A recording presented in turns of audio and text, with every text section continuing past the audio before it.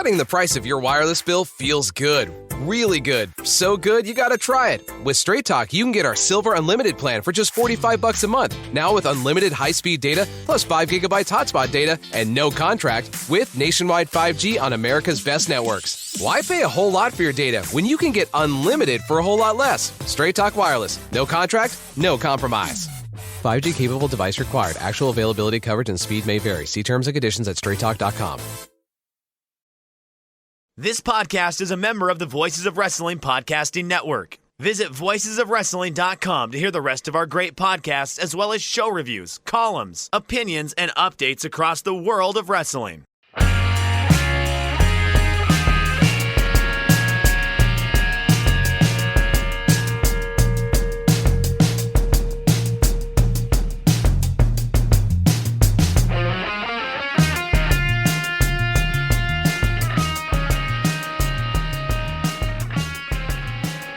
Kids, do you like professional wrestling? Well, you're in luck. We like professional wrestling too. This is Shake Them Ropes Sunday edition.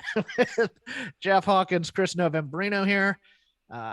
Shame that we don't have the video this week because Chris was in a rollicking Sonny Crockett-esque type of look there with the sleeves rolled up halfway between the elbow and the forearm. Was that a jacket or a shirt? It's a shirt. It's like okay. It's a collared shirt. It looked like a jacket t-shirt. On video. It looked like a jacket on video because the long hair was covering it. I was like, man, that's some Miami Vice stuff going on. That's kind of cool. No, it's just a t-shirt and a collared shirt. Chris, the Oscars are next week, and I love Hollywood. This is gonna go good. Let's talk about Hollywood. I love the celebs. What's already? up? What's going on with the Oscars? I love the Oscars. It was just I was watching a movie last night. I have seen no movie. I get screeners. Do you think that movie will win Best Picture? I doubt it because it came out in 1973. Okay. Well, what about in that year? Do you think it's still a contender then? I believe it won Best Picture. Okay, there you go. Strong showing then. Yeah. Well, I mean, I just was like, when did movies stop being fun? Because Oscar movies, I mean, because now it's like that's after Ghostbusters 2. Oh, is it? Was that nominated for Best Picture? Well, that was the last fun movie ever made. What was the last fun Oscar-winning movie? Like one that you could rewatch over and over again. Did Ghostbusters 2 not take home Oscars that year? Okay. Neither did all female Ghostbusters. Well, no, sure. I said Ghostbusters 2 was the last fun movie. Ipso facto, Ghostbusters, the newer remake, definitely was not fun. Or a movie about Hollywood, which is what they also love. Oh, look at how brave we are. We're going to give ourselves an award. Woo-hoo. Yeah. Okay. That bit of banter didn't work. Let's just go to the news. Where were we supposed to go with that banter? Know. I don't know. I was trying something. Pete Davidson's an actor who's in the news a lot recently. I don't want to. No. Okay, I don't know. What else do you want me to? This is failed. Let's just go into it. I wouldn't say it's failed. I think there's some good audio there. If the listeners want to circle back, I think there were a few moments that actually shined in that segment. Yeah, I do. I'll pat myself on the back if you want. Because I'm trying to keep it light because we're going to a heavy subject first thing. Well, I think that was pretty light. Yeah, well, now we get into the heavy thing. Since our last taping or recording, Scott Hall passed away, age of 63. Passed away during surgery for a broken hip, had a blood clot that led to suffering 3 heart attacks and had to be put on life support. Scott Hall, of course, part of the NWO, a.k.a. Razor Ramon, a.k.a. Starship Wolf, aka Gator Scott Hall, a long career, longer than you would think, I think, and it's very odd in my fandom how he was, because to me, and I haven't heard this a bit, he's really a bridge between the old Carney guys and the work rate guys, because he was around for 8 or 9 years before and this is what luck will do, and I'll talk a little bit about this in a second, but second time having a meeting with WWE officials, he's in there. Kurt Hennig, his friend, who he was AWA champ with in AWA, got him a meeting, and they just went over the fact that they used to do Al Pacino as Scarface impressions in the car, and Scott did it for him. Comes Razor Ramon. All of a sudden, starts having these great matches in 92 in the WWE during the, really the start of the Raw era. And then jumps over to WCW. Part of the biggest money-making angle there ever. Has them beating WWE for 87 weeks or whatever the name of Bischoff's podcast is. I can't remember.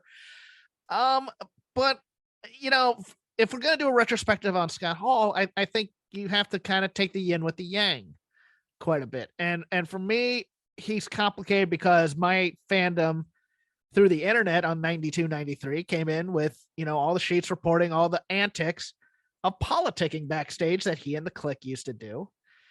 And he is one of those guys where you watch his interviews and he keeps one foot in each world. And what I mean by that is it's all fake, bro. When other guys are talking about, wins and losses and how they were held down and things of that nature. But at the same time, also, well, I need to protect my character. I don't feel like losing to this guy tonight.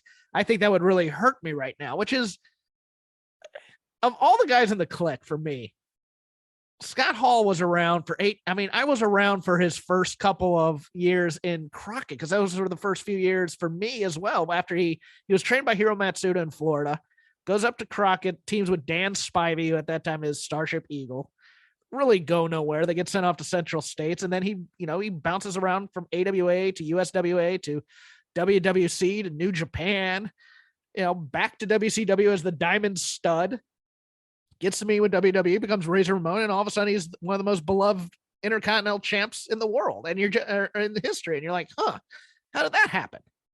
Because he's also of the mindset, or he was when he was beginning, where it's a carny game. You try and do as little as possible. You're on the road 5 nights a week.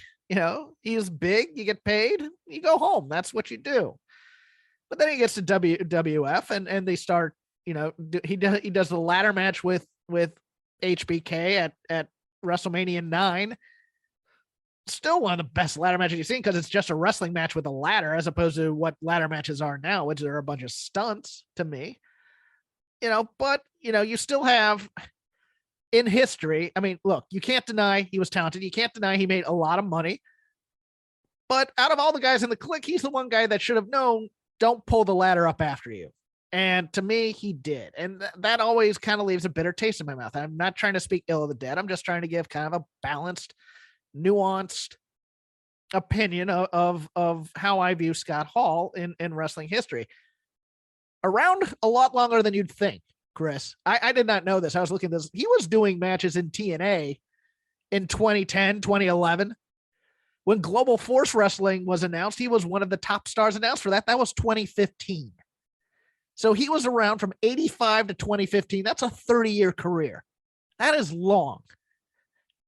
Much longer than a lot of guys that are held in even much higher esteem, I would think. But I don't know. As we go through this, and as I try and work out my thoughts in a bit, because that was just a garbage. It was just me blabbing a lot. Your thoughts on the late Scott Hall, Chris? Yeah. 30 years is a long time to be participating in any industry. That being said, it's like kind of a more empty. Yes. It's more empty in some of those years than like if you look at, let's say, 2005. How many matches did he have? Yeah. How many matches did he have in 2009? I mean, in the aughts after WCW closed, it was all nostalgia for Kevin Nash, the Outsiders, the NWO, that whole really once that NWO WWF angle fizzled out rather suddenly. The one with Hogan, Nash, yes. and Hall, when they tried to reunite, that was effectively the end of his career. And if memory serves, that's 2004. Right.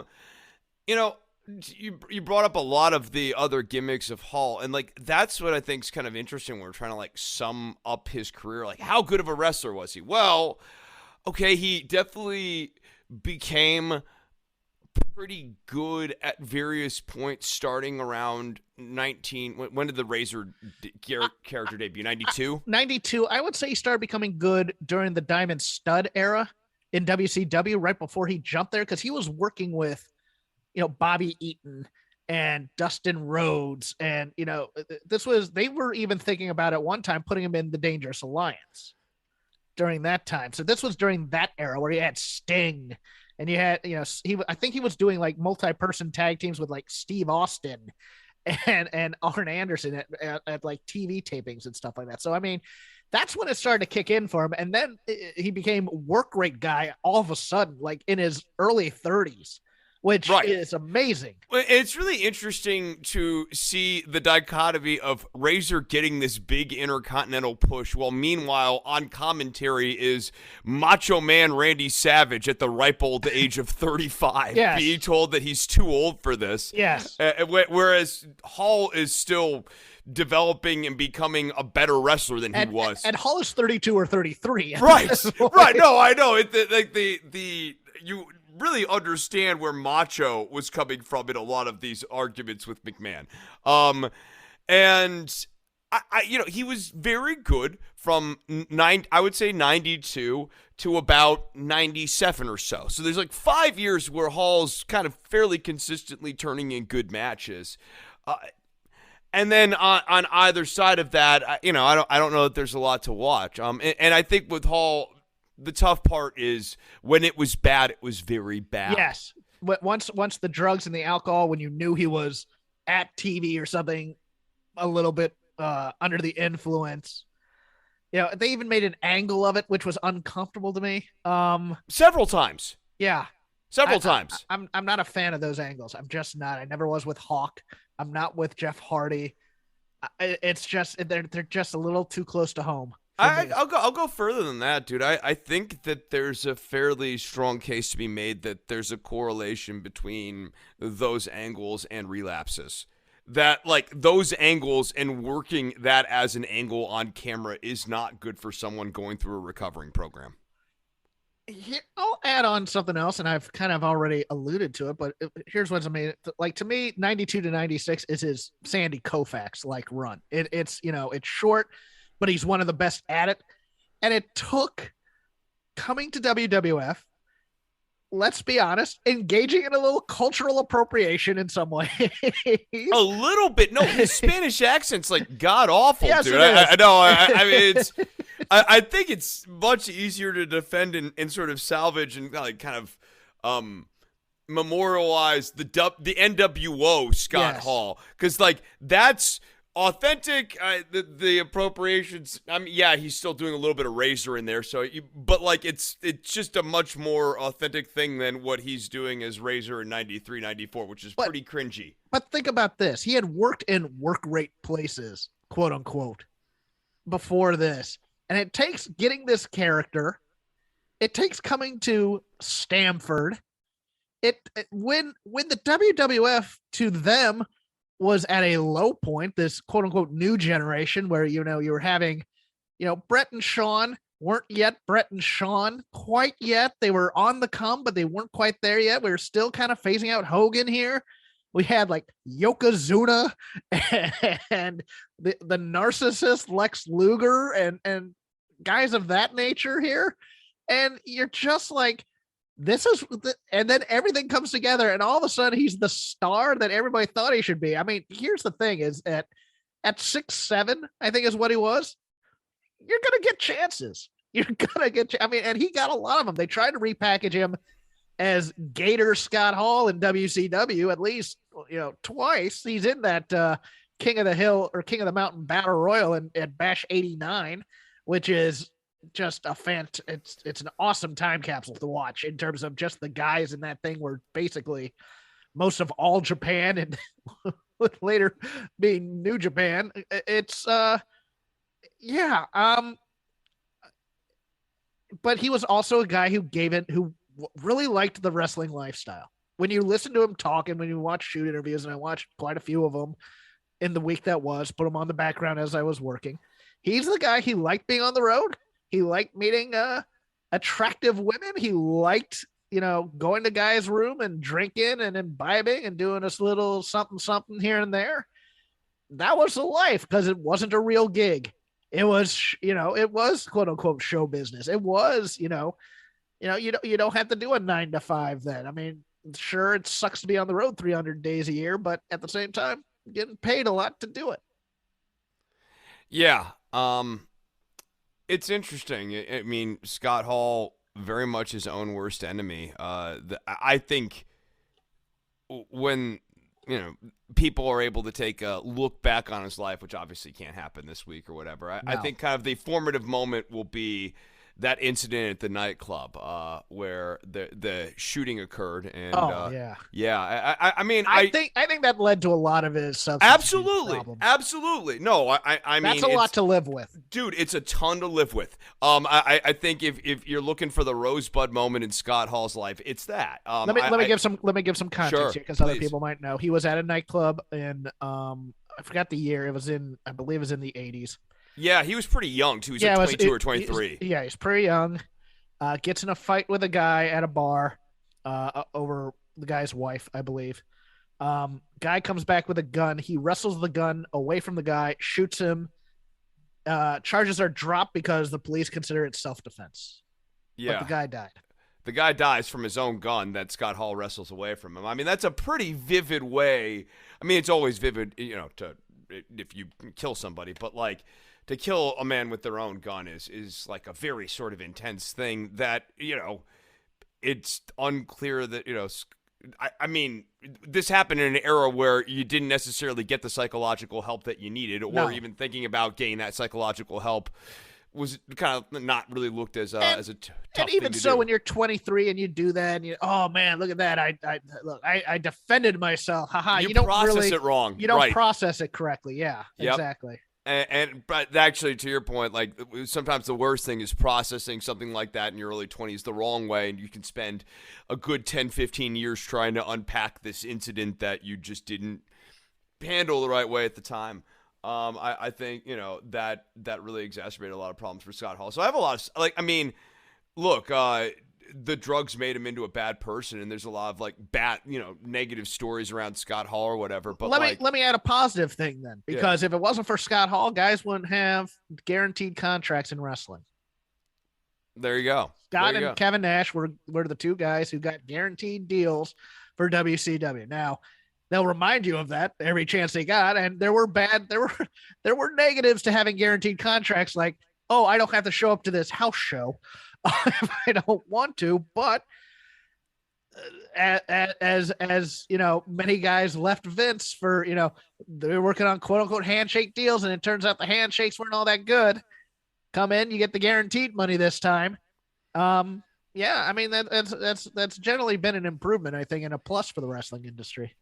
And I think his impact in 1996 can't be overstated. Him appearing on WCW television was as compelling as like sort of any moment that had happened in wrestling in like 3 years prior to that. Yeah. I mean, that was one that, that if you were on a rec sport pro wrestling, you knew was coming. But if you weren't, and there were a lot of people that weren't, you thought it was an invasion angle. Oh yeah, I mean, I was one of those kids. Like, dude, I was like 8, so like, I was. I had been playing WrestleMania, the video game, the Acclaim video game, and stuff. God. And Razor Ramon was on that. All of a sudden, Razor Ramon's now on WCW television, and like, yes, I truly did not understand what was going on. I wasn't sure if there really was a WCW versus WWF like company war sort of thing going on. So. Yeah, for a good long while before you realize it was just like, in the house sort of thing. Can I go into a tangent and just say those Acclaim WWF games are some of the worst things ever created? Oh, they're delightfully bad though. Come on. They're bad, but they're like that they're not. First one for Nintendo was the most disappointed I've ever been in a game I spent full price on ever. You really don't enjoy WrestleMania the arcade game? Oh, WrestleMania the arcade game. Okay. Yeah. That's different. Undertaker, you hit him and the tombstones come out of him. That's the stuff with the fighting stuff. I was thinking for some reason the old LJM McLean. Oh no, those are Nintendo garbage. 64 WrestleMania the game thing where it's like you had three sides of a ring and you'd have like a bouncing bell come across that would help your health. It just the graphics sucked and you didn't get any moves in there. Yeah, the N64 WWF like Acclaim game or whatever was really bad. That's the last one that before they bought like the THQ licensing. Right. No, that was bad. I'm talking about WrestleMania the arcade game, okay, like 94, 95. Or Doink had like Doink brought out this giant bullhorn or something. Yeah, and like he'd kick you with clown shoes and like Razor Ramon's arm turned into an actual razor blade. It was great. Like that's a fun game. Hey kids, come here. What's the razor blade mean, mommy? Well, when an adult loves cocaine, they bring out. Update to Big E's medical condition that we brought up here right after SmackDown. We taped, but we did not know what we taped. I'm so old. We recorded. Yeah, I put it on a Vera speed afterwards to make my voice sound shut deeper. Up. Don't encourage them to heckle me for my age. Big E fracturing both the C1 and C6 vertebrae, but suffered no spinal damage. A fractured C1 can literally be deadly or cause paralysis, so he dodged a bullet here. We'll have to wait and see on rehab to see whether or not he wrestles again, but he also fortuitous and not really mentioned that option or not mentioned too much in the aftermath was that this happened in Birmingham, Alabama. So the Andrews Clinic is right down the road. So if you're going to hurt yourself, right down the road is the best medical care money can buy usually. So, I'm a little worried. I don't think we see Big E necessarily. I think he might try, but I'm a little worried about that. Yeah, I mean, I hope he makes a full recovery, but what I really hope he does is take a little bit extra time here, make sure that he's 110% before he tries to come back. And make sure he wants to do this still. That's the other thing. It's just, hey, my health is more important than going out there for one last run or whatever. I'd much rather he take the time, be back at full strength, and be back at mentally full strength, because that's the other thing is when you start getting careful and you start thinking about it, you don't react as you should. You react a little bit more slowly, and the chances of getting hit or hurt are probably a little bit higher. Absolutely. And I mean, I'd be worried about coming back to WWE too and working their style, just because like they have in recent years really become more plunder dependent, especially for some of these big matches. Like they love to have big guys hit each other with steel stuff, and Big E, especially with this back thing, probably needs to avoid those. Well, I think the dive to the outside that he used to do from the apron. Yep. You remember the one that used to scare the hell out of us every time? Absolutely. That's a no-go. That is definitely not in the repertoire anymore. I hope. Oh, by the way, here's a trivia note for you. I was just scrolling through my notes.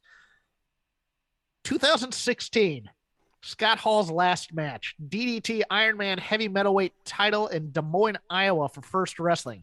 Who did he beat, Chris? Take a guess. Walter.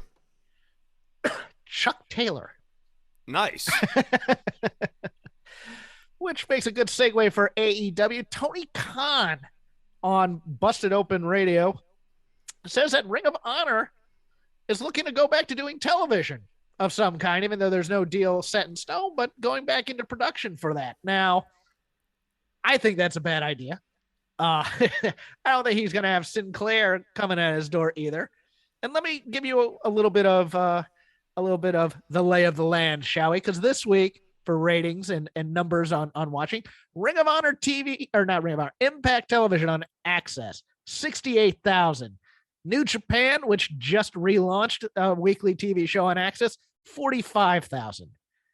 Why are they doing this, Chris, when it's I'm sorry, but if you're bringing in those kind of numbers at this point in the year of our Lord 2022, you are far better off trying to launch a wrestling promotion on a stream. You can get 66,000 viewers on Twitch versus trying to do it on TV like this, and it feels like beating your head against the wall. Well, in my defense, I kind of miss the streaming as an option here. But that's not going to make money necessarily. It's not. And I mean, so then that gets to Ring of Honor. Like, I mean, is this really a promotion that the market is clamoring for right now? No. I mean, insofar as you see loose chatter on the interwebs about the need for a third promotion or whatever, it would be a third promotion independent of Tony Khan and Vince McMahon's vision, not a second AEW promotion. It is a promotion to help satiate a certain fan base with a certain nostalgia from the early aughts.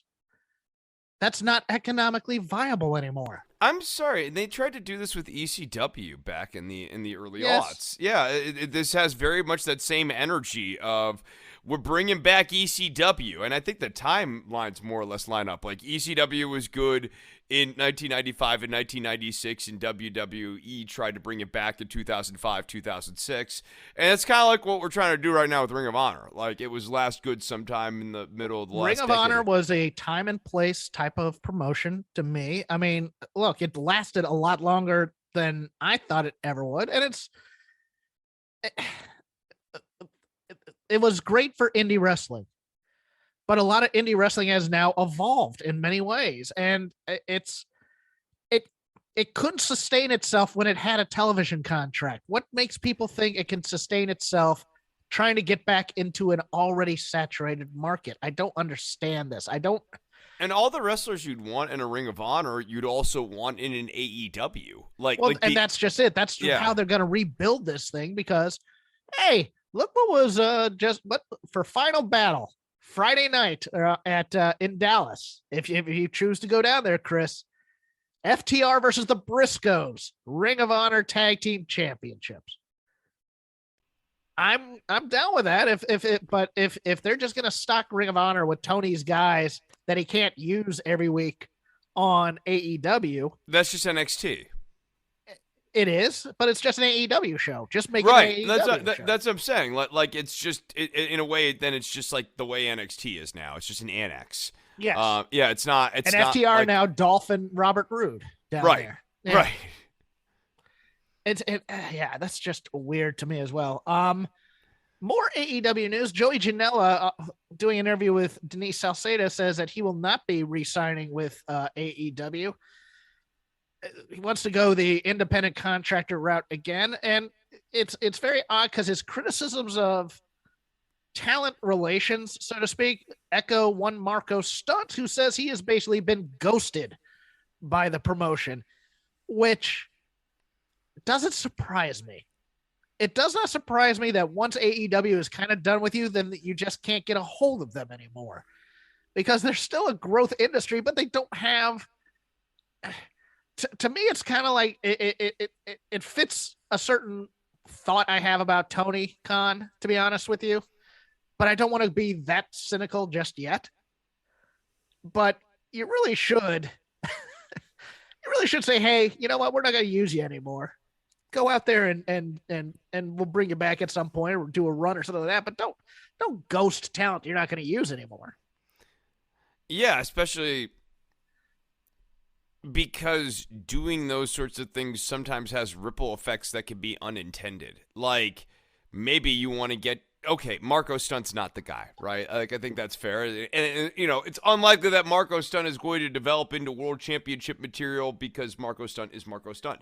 But Marco Stunt has friends, and maybe you want to make a call to some of those friends at some point, and they're not thrilled about the way you did Marco Stunt dirty. And it colors your conversation with them. And Joey Janela is very involved with GCW. And a lot of guys from AEW like working GCW shows. It's one of those things where it's like, hey, you know what? We get that you're now the new big dog in the business, but you don't have to act like the big dog in the business, because it's just. If I can pass these are complaints that are going on with certain other town, and everybody calls them, bitterness and things like that. But when maybe it is bitterness, Hawkins. But if I can pass on any bit of advice to younger listeners here is, be careful who you choose to ghost and come up with diplomatic ways to do exit strategies, because if you embitter someone, it's nice narrative wise to go, oh, that person's bitter, but here's the thing: if you screw someone over, they're not going to be happy with you, and if they get the chance to return the screw, they're gonna, and it's gonna hurt. You're not gonna like it. I feel the same way about quitting a job too. I do, because at times you'll never know who goes to a different company and who goes somewhere else and says, oh yeah, I worked with that guy over here. He did this. And then they don't hire you, even though you're the best for the job. You don't have to be, you don't have to be lovey-dovey with your company. No, you don't. And but manage your exit strategies in a way that still makes you come off as an honest person, because if your exit strategy results in the lasting impression of you being someone who is shady, that can haunt bad. And don't go on Twitter Spaces and badmouth a promoter who might buy your employer. That's not good either, kids. Don't do that. That happened, Chris. Also, within the AEW talent pipeline, AEW and DDT have come to an agreement to bring DDT's wrestlers to USA. I almost said to the USA Network, to America, and that I don't know, man. We had something like that before with the China organization and Shima and T-Hawk and company. I think we're gonna need some vignettes here. Don't just pop them on TV like you did some of the Japanese Joshi girls and some of the talent from, what was it? It was not OVW. I can't remember the name. I think it was ONE. I think that was the name of the Chinese promotion or whatever. Let's hype these guys up and tell us what's coming, as opposed to just putting them on TV and then putting them over on commentary. Man, it has been such an uphill slog for this international talent, particularly from Japan, to get over here on American TV the last few years. With the exception of Hikaru Shida and Wheeler Yuta, I feel like... I don't know if Wheeler Yuta could be considered Japanese talent.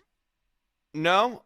I believe he's a stateside kid. Is he? My bad, dude. My bad, dude. I thought he was from like New Japan. I will. Well, he worked New Japan strong. Okay. All right. My bad. Yeah. Okay. Jimmy Yuta, born in Philadelphia. God, I feel icky and horrible. Cancel me. Fine. That's okay. That makes up for the show beginning for me. So I can. No, my bad. I thought he was a New Japan guy, dude. I totally did. Yeah.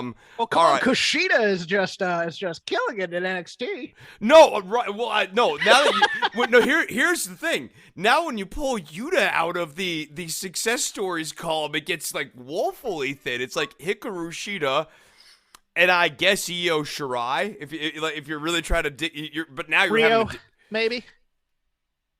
Yeah, I guess Rio. Maybe Kairi Sane to a point. Yeah, I guess Rio and Kairi are sort of like on that tier of question mark. Yeah. Like, we think they're good. Well, especially Kairi. I think Kairi's good.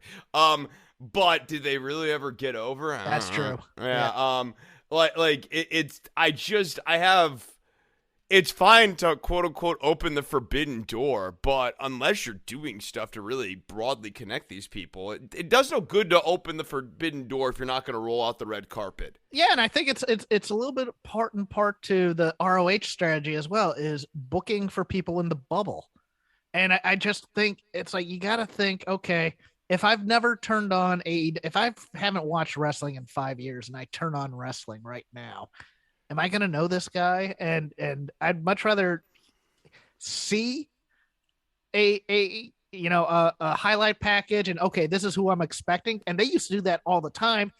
Even in the territories, it would be like, so-and-so's coming here. Here's their highlight tape. Boom, steal some music from some artist and don't pay royalties and have a music video of this guy's greatest hits. And you're like, okay, this guy's cool. Can't wait to see him. As opposed to, we're just gonna debut him on the TV show and Excalibur is gonna tell us all about him, and we're supposed to think it's a big deal in 10 seconds before he's supposed to wrestle. Yeah, I just see these guys kind of floundering in the middle of the show here. none of them really ever getting over and occasionally having matches with Bear Country and the Best Friends and whoever else is in the middle of the card. In what might be the most hilarious story of the week, WWE filed a motion on March 15th to dismiss the MLW lawsuit. Case really comes down to whether MLW has adequate proof that WWE attempted to block television and/or streaming deals, as well as if they have proof WWE tampered with contracted talent. WWE also moved to have the case moved out of Northern California, knowing that neither WWE nor MLW are headquartered there.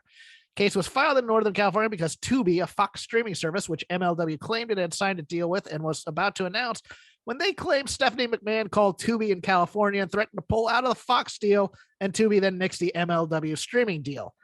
In the filing, WWE claimed that they were not a monopoly business, citing the success of AEW in the marketplace, including the 1 hour where they beat them in the demos. It portrayed MLW as simply not being strong enough product to get a television and streaming deal, noting that they have been around since 2017 and haven't gotten one, while AEW and Impact both were able to. Jerry McDevitt is a gangsta. I don't care what anybody says. If you're going to go to court with WWE, you better have the bullets.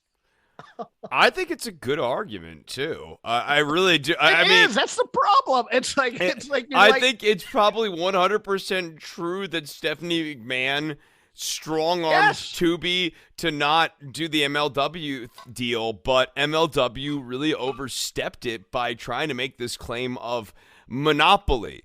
And WWE is not a monopoly. They are a very, very, very strong player. Yeah, and that's a different thing. Like they have a lot of leverage. Coca-Cola, and they have the shelf space. That's right, yeah. Right. And yeah, Coca-Cola is a soda company. They're the biggest one.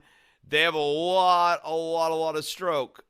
And honestly, you know, in their case, it's probably more compelling because of all the logistics and stuff. WWE, beyond all of this, they might be the biggest fish in the market, but it's not like they have this massive logistical footprint like that. You know what I mean? Like they're based mostly out of Stanford. Yeah, but they also, I mean, it's one of those things where they are, when you say wrestling, you think WWE. They are the brand that is tied with the actual thing, as opposed to, you know, it's like sure, there's other football, but the NFL is football, not the Arena League, not the USFL, not the whatever the Canadian League, whatever. Sure, there's other football, but when you say football, you think NFL. Yeah, I mean, if they wanted to make an even more compelling case, although they don't need to, they could also be talking about their decline in market share here. Like they're putting up big numbers, but their viewership's going down. That would be so beautiful if they go, hey, have you seen how unpopular we've become? We're no longer a monopoly. How can we? Yes, we are putting in record profits, but look at our viewership numbers. They are declining. Oh, my God. It's a compelling argument. It's a hell of an argument that I never thought of until I sat here and heard it. I'm like, yeah, you know, compared to the Attitude Era, there's far more wrestling right now, and there's far fewer people watching it. There's no way we're a monopoly. We're just a poor mom and pop company that made over $1 billion last year. No, I know, but at the same time, it's hard to act like we're dominating the market too. Yeah, right. Yeah. Like, yeah. We're not dominating the market. Look how much wrestling we allow to occur. It's just, you suck. It's just like, oh my God, what? That's going to do it for the mailbag. Not the mailbag, the news desk. The mailbag. I call it the mailbag for some reason. We don't get mail. Well, we do, but it's all like, you guys suck. You should stop doing this. What's wrong, Hawkins? You're an old man talking wrestling and you don't like anything. Boo. Boo to you. And that's just Rob McCarran this week. So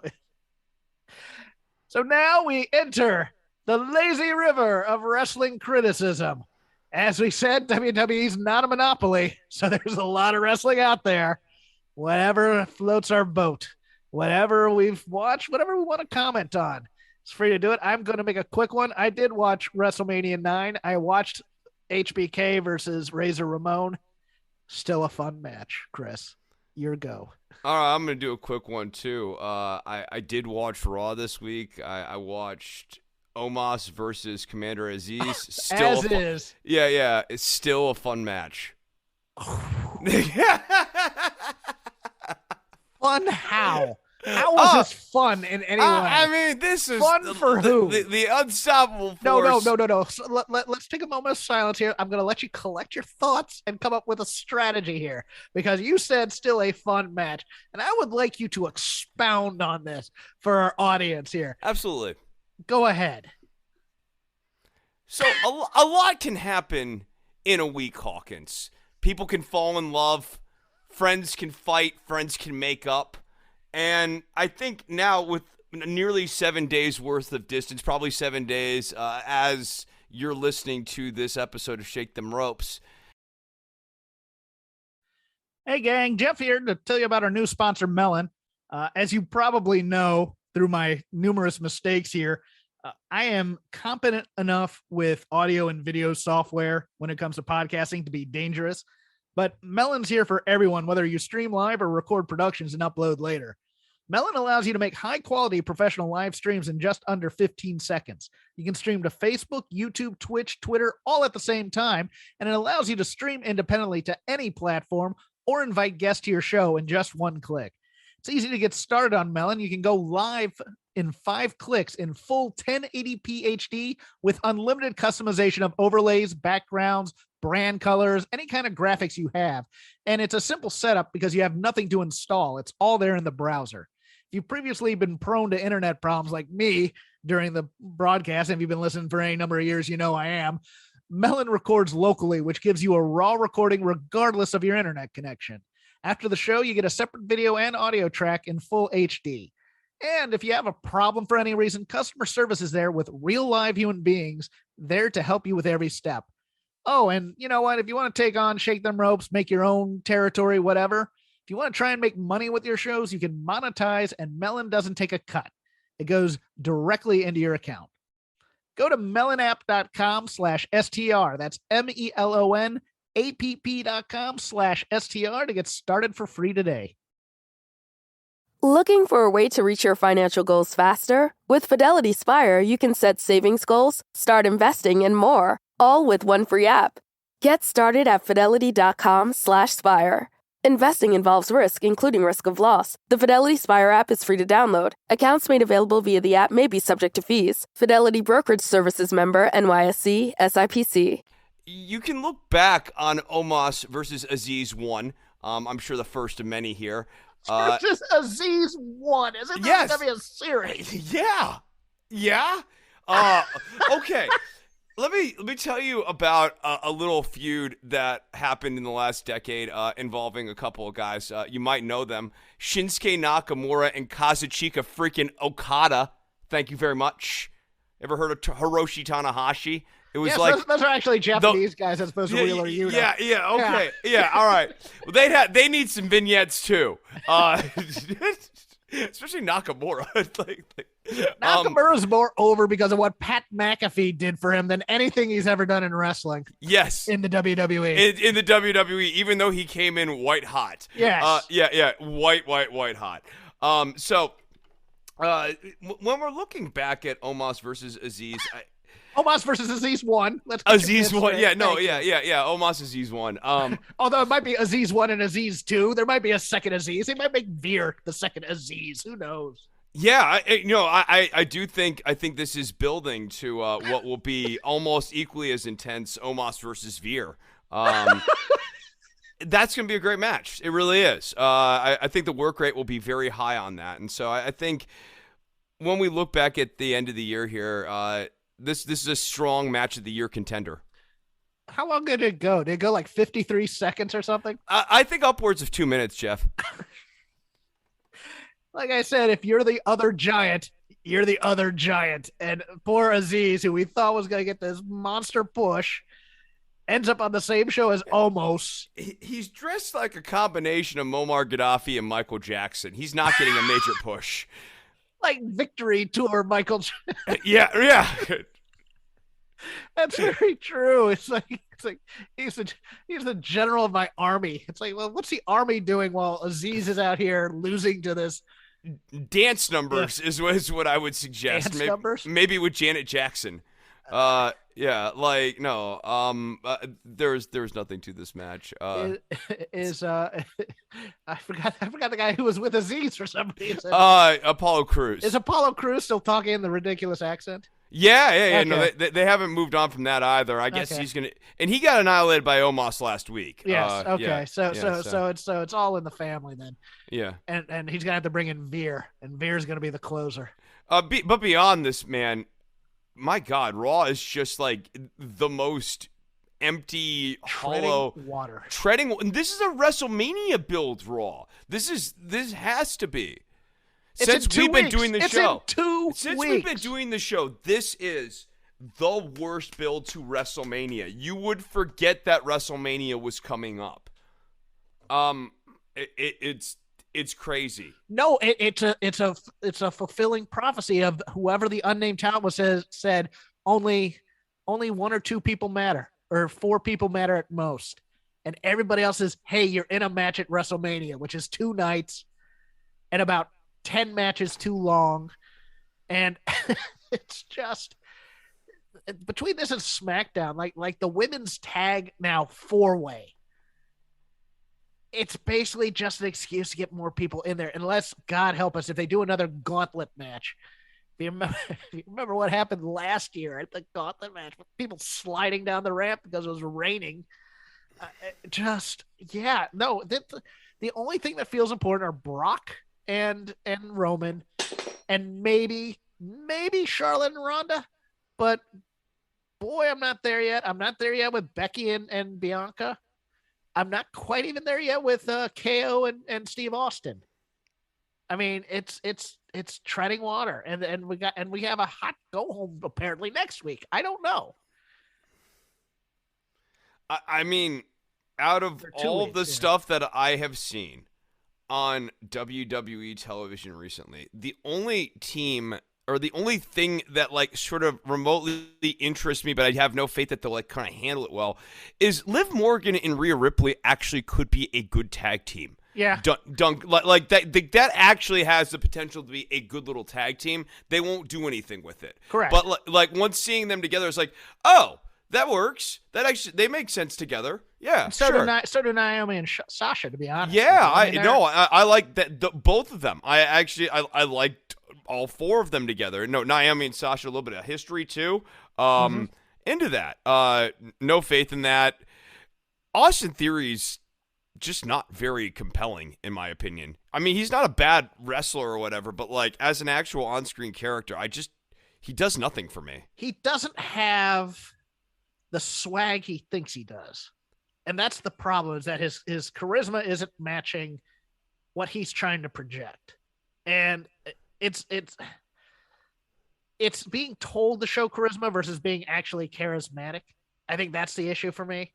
It's like he's a flake, and we know he's supposed to be a flake. I would have him watch every Tom Cruise movie from the 80s and say, go be that. Go be Vincent from Color of Money. You know, that guy.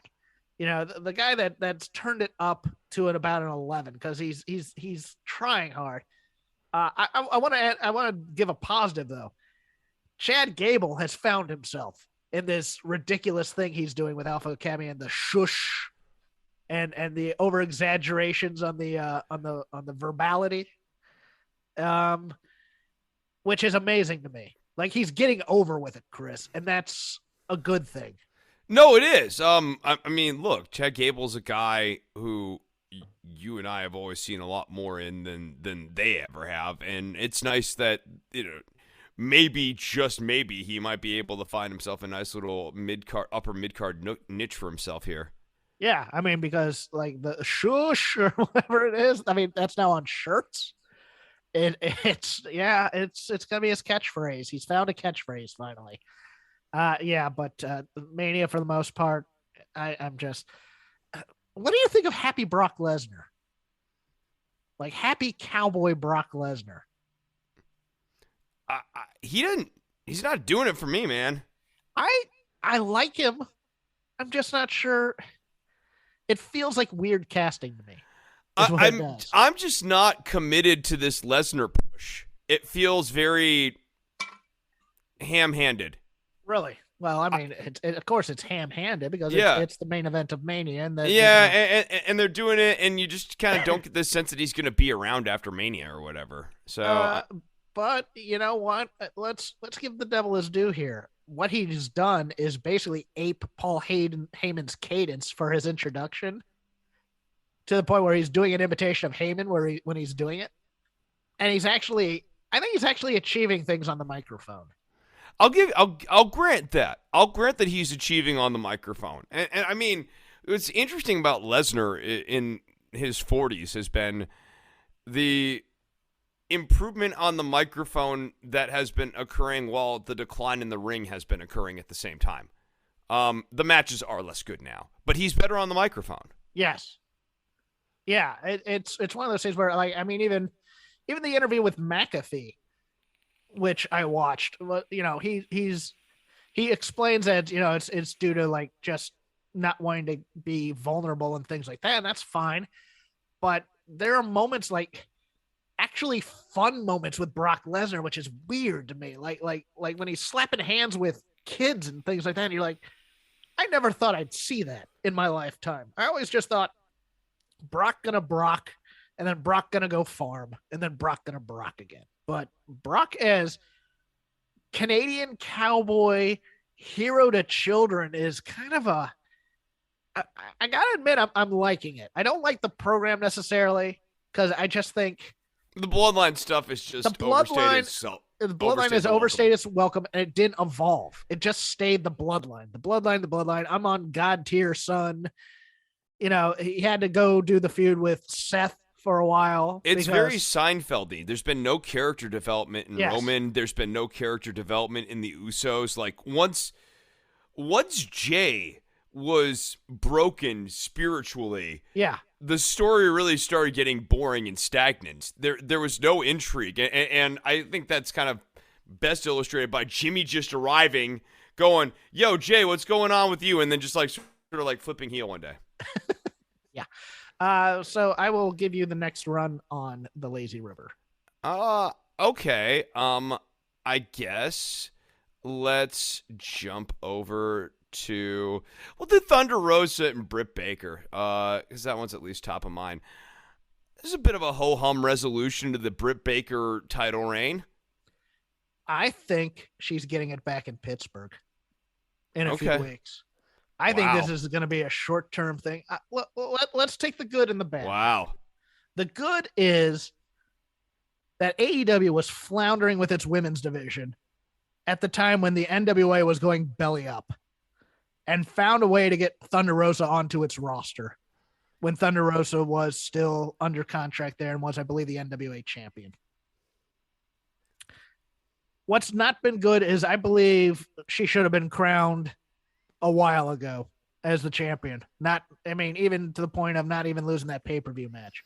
Yeah, no, I mean, we didn't feel like she was on the journey going into the pay-per-view. Like this second run going into the pay-per-view has not been particularly strong. Momentum building. There is some tension between the two of them. I'll put it that way. Nothing worth reporting or anything like that. Just, you know, on the side of that. What was weird to me was that sequence towards the end where you get first slammed to the thumbtacks. She rolls out, she grabs a chair, hits her with a chair, rolls back in, gets. It was like, what was that? That was just. It was just like, we have to hit these spots here because they were on the thing as opposed to going home, which seemed like the more natural progression here. It's like they just kept on. They found the end, and then they said, nope, we got to do that. We got to kick out here because there's a spot where Britt has to hit her with a chair and then roll back in and then get pinned. That was just the weirdest thing, Chris. There were, based on what, you know, whatever the rumors are or whatever, like, look, I don't know how much there is to that, but watching the match, it's weird because, you know, I've seen a lot of people go like, this is an incredible match. This is really great and everything. I didn't think it was that good. I didn't either. And if anything, it just didn't. You do feel a lack of chemistry between these two. It's like two good wrestlers who don't necessarily work great together. In my opinion, I almost like they were fighting each other at one point in terms of, you know, not making each other look good. Right, spots. right. Yeah. That's sort of like, I don't, it's hard to put my finger on it. But no, I'm with you here. As someone who has watched a lot of this stuff through the freaking years now, like, there are just parts where it didn't feel like Britt was very giving and really trying to make and do the handoff. And the way that it was almost like I'm giving you this title, but I'm clenching my teeth while doing it. Yes, there was a bit of Hogan teeth gritting going on. Yeah. Of course, in a cage match, I don't like other things. I don't like their cage. I don't like it being a cell like Hell in the Cell. I wanted to come to. Well, I'm sorry, but like everything has a thumbtack spot now. Thumbtacks. I didn't like the chairs. It's just like you have a weapon there. Use it. This is the story of the match. The story of the match is it's in a cage. It's one of those things, like, I feel like I'm 90 saying that for some reason. Well, you just don't understand the modern indie mindset, Hawkins. I go, I understand the indie mindset. It's too much. If you're going to do a plunder match, why have it in a cage when all that means is you're going to have a harder time getting good camera coverage on it? Yes. Like the cage is in a way always quote unquote bad. I'm putting this in quotes here, because like it is hard to get good camera coverage on it. Like TNA used to put the holes in the cage so that you could still at least get a clean shot of the action in the ring. And point being, you can't see the little details, and the audience can't see the little details because there's like a cage in front of it. So I use the cage. That's the thing that everyone's Use the cage. Everybody wants to see the cage. It's a cage match. So I'm expecting to see a cage. They want to see people coming off the cage, middle of the cage. They want to see people grinding trying to escape out of the cage, grinding in the cage, bonking at the top of the cage, bumping off of the top of the cage. Yep, use the cage. Yeah, and also just the Paul Turner dump to get Aubrey in there, just so that, and I get the feeling that it's just going to be the conspiracy thing again. You remember that angle? Well, no, they were teasing that in commentary too. That we're now back into Britt got real mad at Aubrey, and they brought up the conspiracy again. Yeah. And no, Britt's going to be back on that there's a big conspiracy against her. Yes, and we're going to have to bring out Aubrey for another promo, which, great. One step closer to that Aubrey match we've all been clamoring for. Very, very true. I will stay in AEW. Chris Jericho is a sports entertainer. And I don't know how to feel about that, Chris, because it was a very weird promo, wasn't it? I know. Look, we know that he had copyrighted this or trademarked it for usage in AEW. We know that it's easy heel heat to compare yourself to WWE and AEW for the fan base that's there. We also know that Jeff doesn't like these types of angles. So I don't know if it's good or not. But I want to put this question to you, and I put it to my co-host on the Dynamite show that I do over at Fight Game Media. Do we go all in on this gimmick, Chris? And do we have Daniel Garcia dance like Lance Storm? Maybe just once? Or are we going to play this for laughs like, okay, I'm the serious guy? Because don't get me wrong, I enjoyed them rebranding the other Matt and Jeff in AEW as now Daddy Magic Matt Menard and Cool Hand Angelo Parker, which are those are right out of the WWE book of nicknames right there. But when Danny Garcia said, I am a sports entertainer too, which I believe was supposed to get the boos that it got, and it got the boos that it was supposed to get because, of course, Danny Garcia, Red Death, technical wrestler, grappler, etc., etc. Should he have gone hit my music and danced a little bit just to get more boos there, or would that have been a step too far in this angle? I think it's a step too far right now. I mean, I think you should have Garcia embrace more and more sports entertainment tendencies. Like Jericho every week should coach up Garcia on how to do WWE-isms. Like point to a sign. Point to a sign. Have a week where Garcia's trying to work towards hard camera. And like Jericho's out there trying to explain it to him the whole time. So you're in on this gimmick then? I'm just running with the joke here. Okay, go ahead. Look, calling it a championship opportunity, not saying the word belt. The Judas stuff, I mean, like, the Judas thing probably needs to go away, realistically. I mean, I get that they're trying to, like, sort of spin it or whatever, but, I mean, it doesn't work. Like, this guy needs to get categorically, like, booed on a regular basis.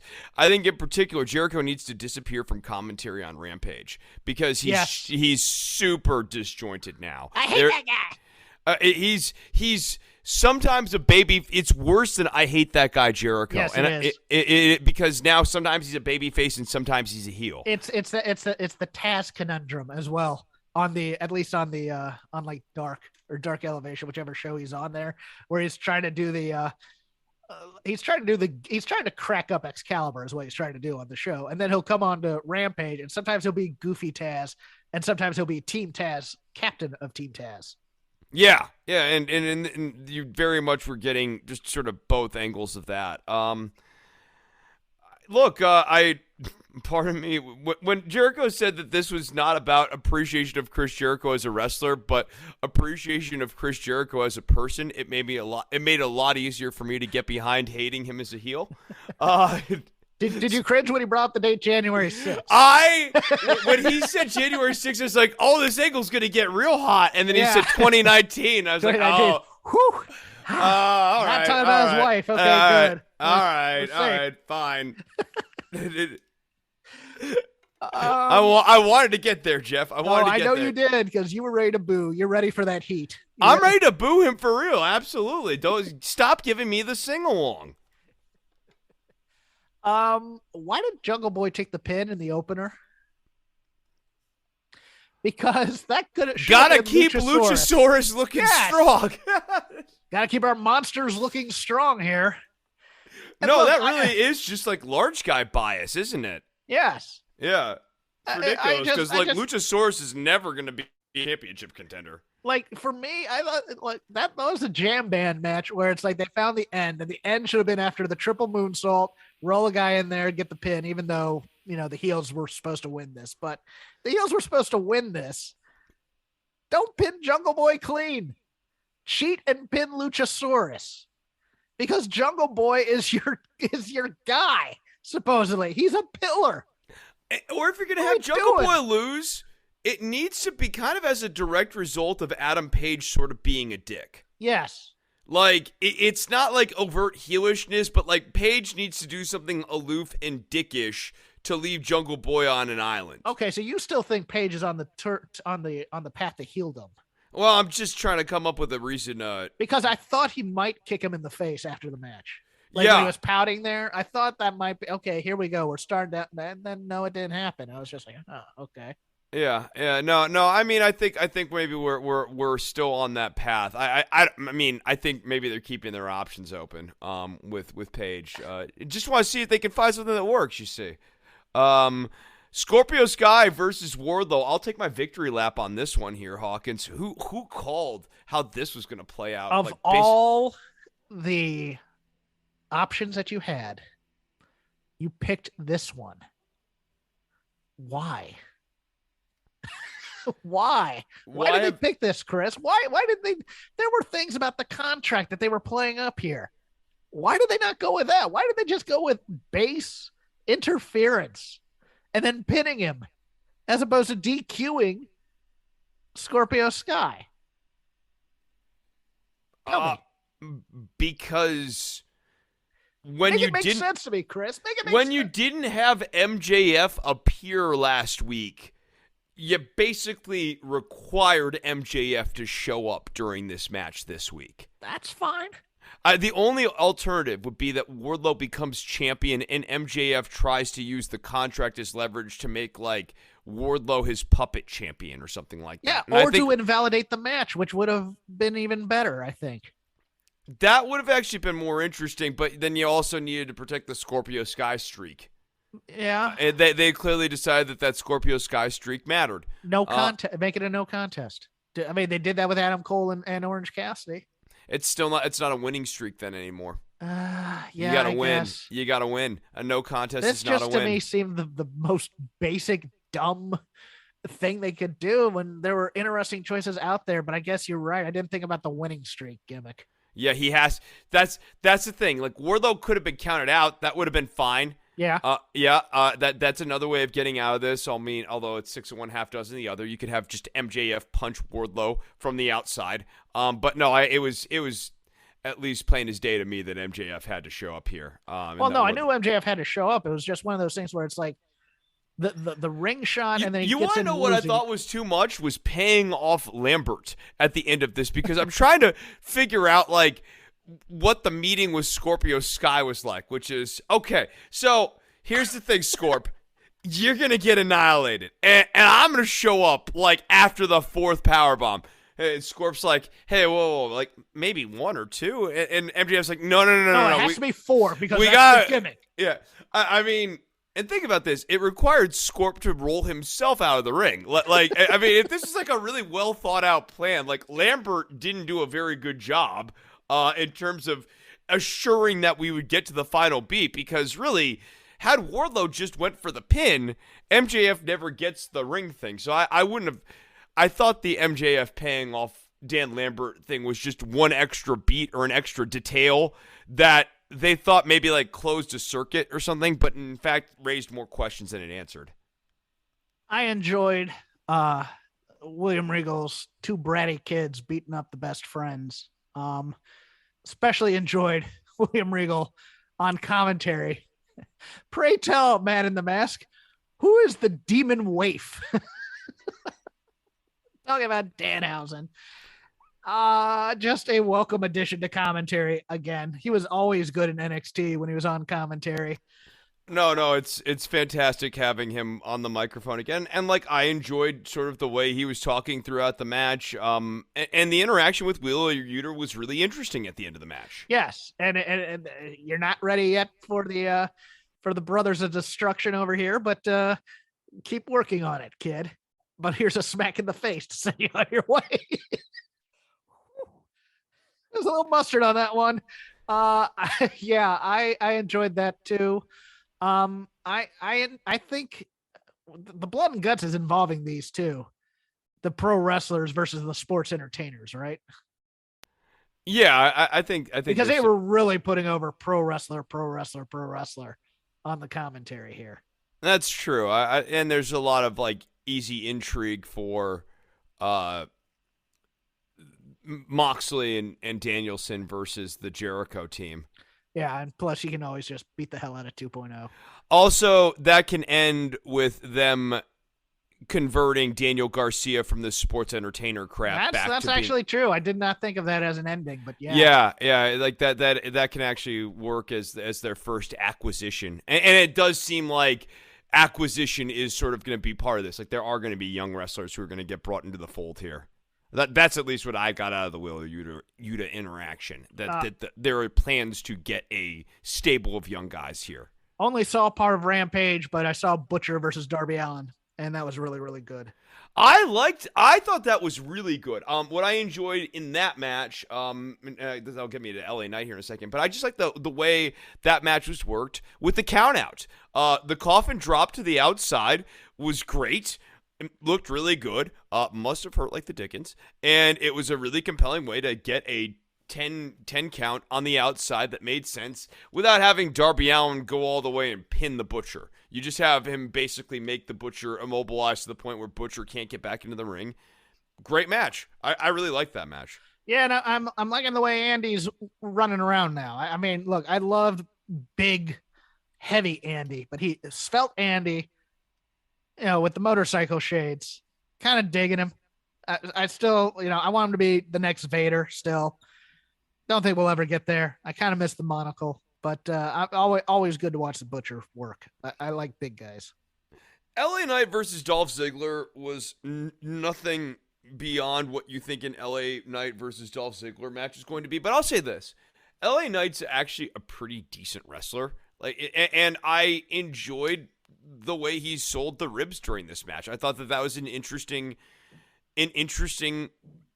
choice to work, and Ziggler, for his part, does seem engaged in these NXT-style matches in a way that he has not seemed engaged in the last few years on WWE television. But that's not saying much. On a show with so many green people, competency seems like excellence, and it's a welcome addition. I'm liking the Dirty Dogs work down here with the kids, even if it's LA Knight, who's a veteran. You have to have the good match there to sate the other stuff in there. Some of which is interesting, some of which is crap, and some of which just makes no damn sense. For example, we had an entire dusty tournament to determine the number one contenders for the tag team titles, and now we're gonna have a triple threat with both members of that final match in it. Why? I don't know, but I'll tell you this. The Creeds are developing every single week on the microphone as like characters, in-ring personas. Brutus backstage interacting with the grizzled young veterans and talking about the attack. Go like, there were accents. There were accents. There were accents. I heard accents. And just Zach Gibson's reaction to that was just fantastic. And then Malcolm Bivens, brother, it is only March. He is so good. I want Malcolm Bivens on SmackDown or Raw just to do these types of things. No, like Bivens and the Creeds are like, they really do. Again, on a show where so many people are green and just do not have star power, you see these three guys and you're like, this is like an actual legitimate wrestling act. And right Bivens here. and the grizzled young veterans are just fantastic with each other too. Yes, they can just go all day in terms of interacting with each other because they have their characters down so well. Unlike Lash Legend.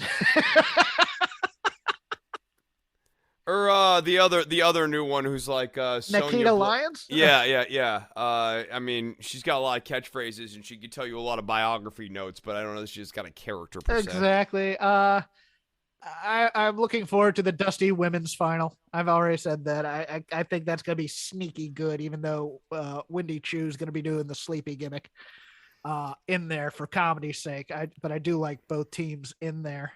As we head Cora Jade, they just can't seem to find.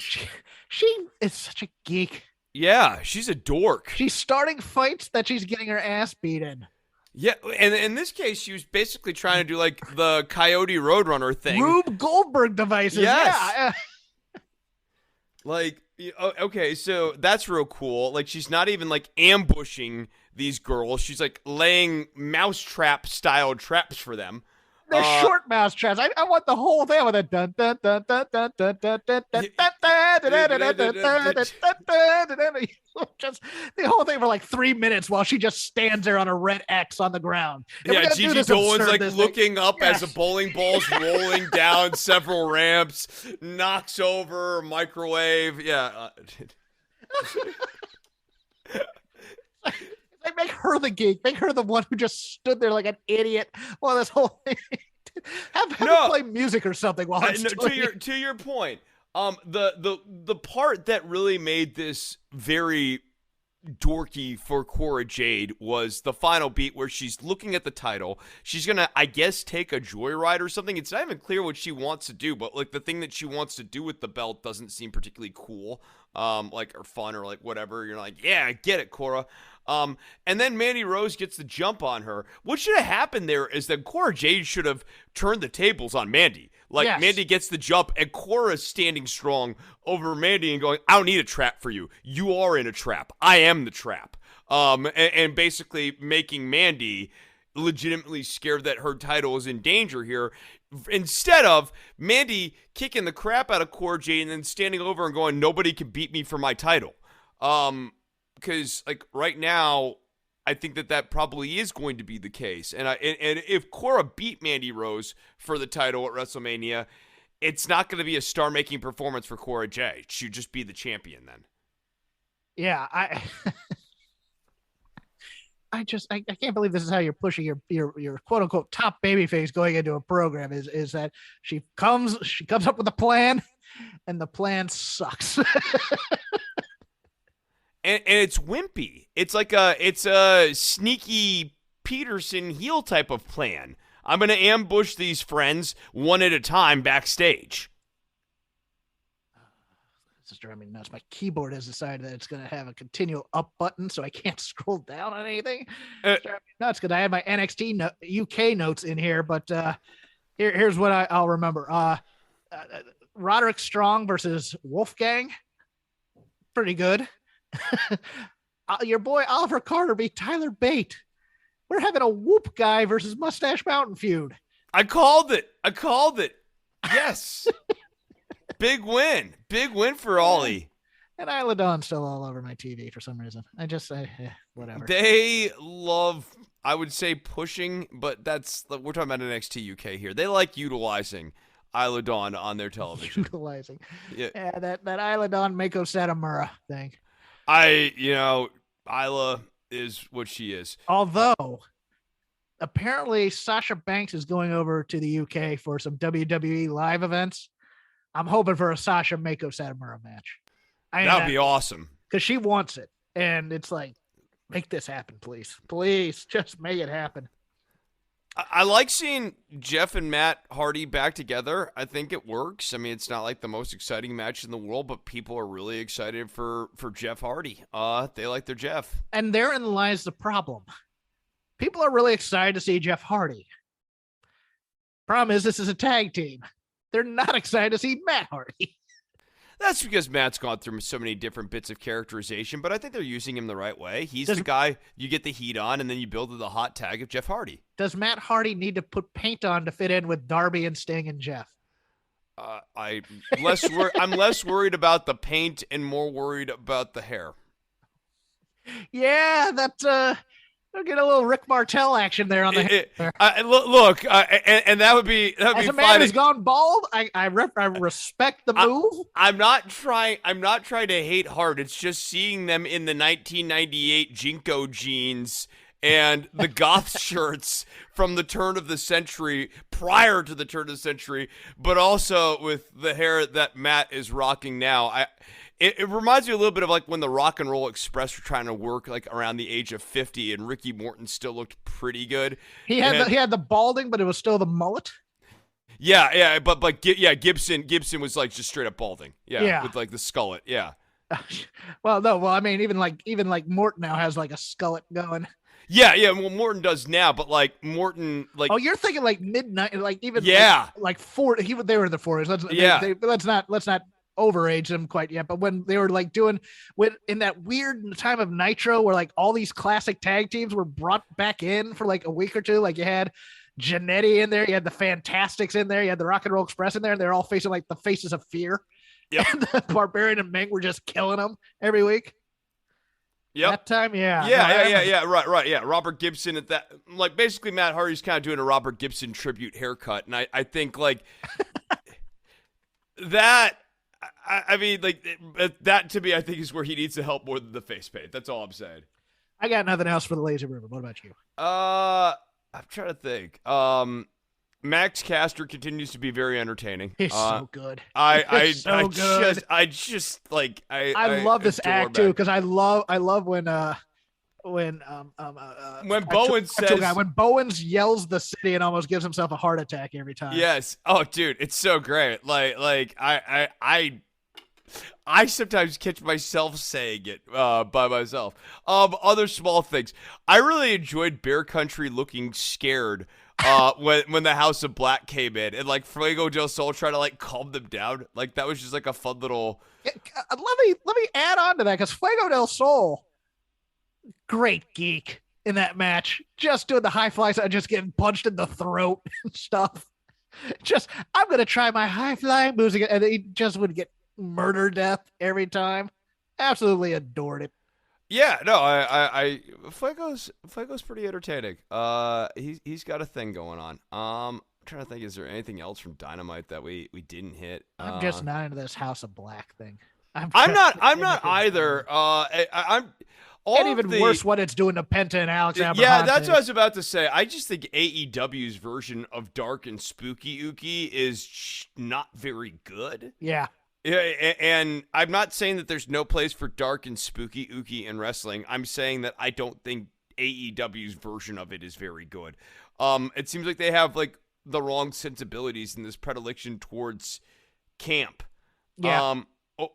And in the case of the House of Black, even when it's not done for camp, it somehow comes off as camp. Yeah. Yeah. Like, which is almost the worst. At least Danhausen is played for camp. Like it's over compensating for like the oh look, there's a pentagon here, pentagram. I mean, and the candles and the devil worship and oh my the whole the tarot cards and whatnot. And you're like, okay, whatever, man. Oh, also, I totally thought that Jake Hager said, "We are the JAS and we are going to beat off pro wrestlers." It said did not be. I had to rewind because I was like, "Wait a second, what?" I was waiting. You know what? That reminds me because there was a note. I was waiting for Jake Hager to say, "We're here to do one thing. That's entertain people or put smile on people's faces or something." I was waiting for that line out of super intense Jake Hager. I really was. Yeah, no. Oh, dear Lord. Let's end it there. You can follow me at CrapGame13. You can follow Chris at DWATG. You can just follow the show at Shake Them Ropes. We are part of the Voices of Wrestling podcasting network. Please subscribe and listen to the other shows such as The Flagship, Music on the Mat, 5-Star Match Game, etc., etc. No matter your pro wrestling fandom, we have a show for you. Quick note on me, I will be on Fightful after WrestleMania. So that means I actually have to watch one of these nights live. I'll be there with Sean Ross Sapp. Come join me at that time. I'll plug it closer to the show. Chris has a Patreon. He does shows on politics. It's called Don't Worry About the Government, thus the DWATG. Here's his pitch to you to listen to it. DWATG will tape again at some point this week here. We're going to talk about the developments in Ukraine, some of which are fairly disheartening as we're taping right now. It appears that there was an attack on a senior citizen home. So we'll be talking about that, among other things, and domestic affairs, whatever's going on here in the United States. Check it out over at patreon.com/DWATG. On iTunes, on Stitcher, on Spotify. Homepage is don'tworry.tv. We'll try to do better next week, kids. Or maybe not. Dish Network knows the importance of having a reliable television provider. That's why Dish puts reliability first with 99% signal reliability anywhere in the country, including rural America. So you can watch your teams, news, and favorite shows without being interrupted, no matter where you live. Get 99% signal reliability with Dish. Call 1-844-CALL-DISH. Visit Dish.com or find a retailer near you to sign up today. 99% reliability based on data from set-top boxes. This message is brought to you by Regeneron. If you have diabetes, listen closely because your ears could help your eyes. Excess sugar from diabetes could lead to eye damage and vision loss, even blindness, and you might not even notice it at first. So remember, now is the time to get your eyes checked. Eye care is especially important with diabetes. See a path forward with actions and potential treatment options that may help your eyes and protect against vision loss. Go see an eye care specialist and visit noweyesee.com to take charge of your eyesight. That is NOWEYESEE.com.